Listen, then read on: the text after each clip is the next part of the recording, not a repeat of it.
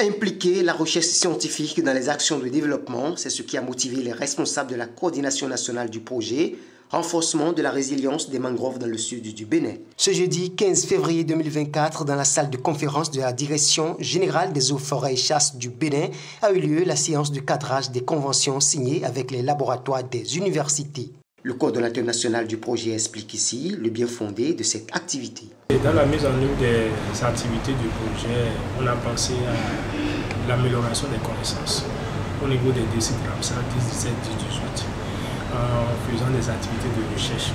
Et c'est pourquoi on a fait appel à deux laboratoires très importants en matière de recherche et qui vont essayer de mettre en œuvre des activités, des protocoles de recherche pour combler les lacunes que nous avons dans les estimations de l'inventaire de la faune, de la flore, de ségrégation de carbone, des services écosystémiques au niveau des sites. Et maintenant modéliser pour voir dans 20 ans, dans 30 ans, dans 50 ans, si nous évoluons comme ça, comment les écosystèmes de mangroves vont se retrouver et quelles sont les options pour pouvoir améliorer la conservation.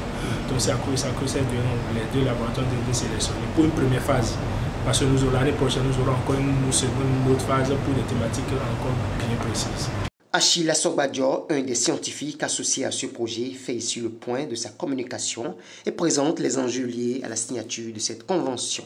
D'abord, comme je l'ai dit d'entrée de jeu, c'est une très bonne manière, une manière inclusive d'impliquer la recherche dans les activités de développement.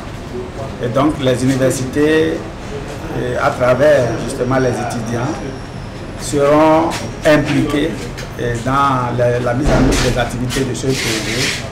Et donc il s'agit, pour ce qui nous concerne au niveau du laboratoire d'écologie appliquée, de travailler sur la dynamique des mangroves de la 10-18, c'est-à-dire du site Ramsar 10-18. Donc cette dynamique sera évaluée, projetée dans le futur, ce qui nous permettra de faire des options de gestion, donc de faire des propositions par rapport aux options de gestion.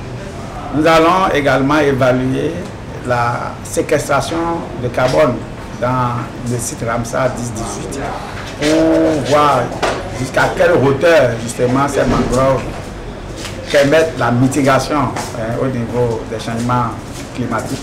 Mais en retour, de disposer des éléments quantitatifs que nous allons mettre dans des différentes équations pour avoir une idée de la valeur monétaire que nous pouvons par la suite vendre.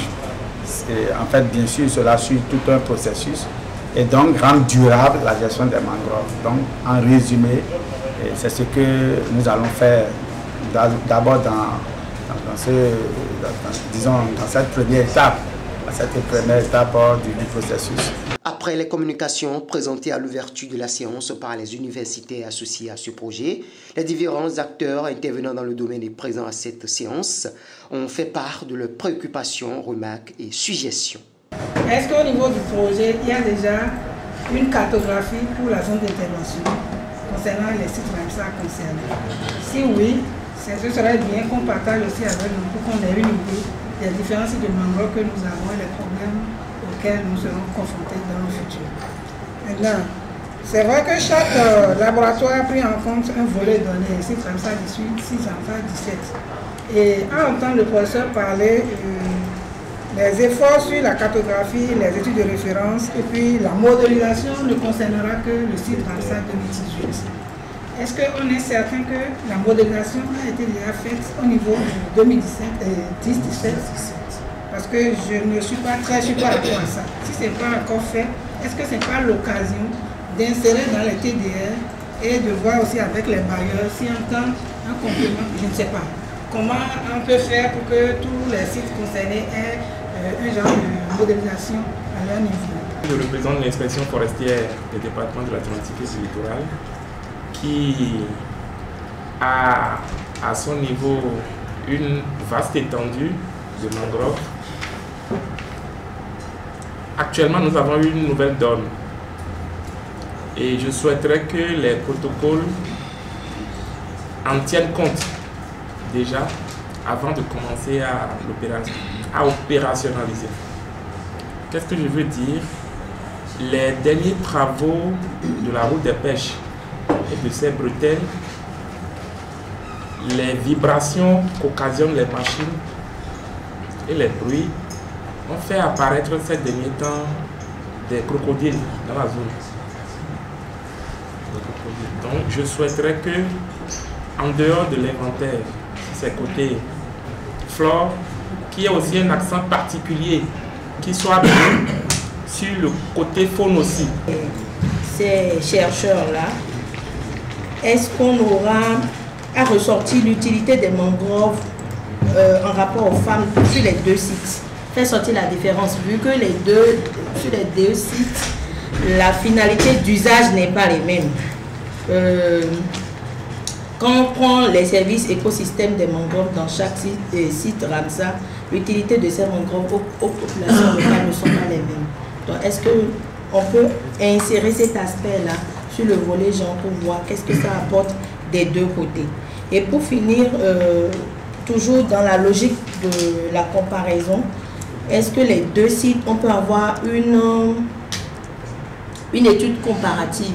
Qu'en est-il de la suite après cette séance de cadrage? Le coordonnateur national du projet précise. Déjà, actuellement, nous sommes en train de parcourir les 9 communes pour sensibiliser les populations au niveau des écosystèmes de mangrove, l'intérêt au niveau des écosystèmes de mangrove.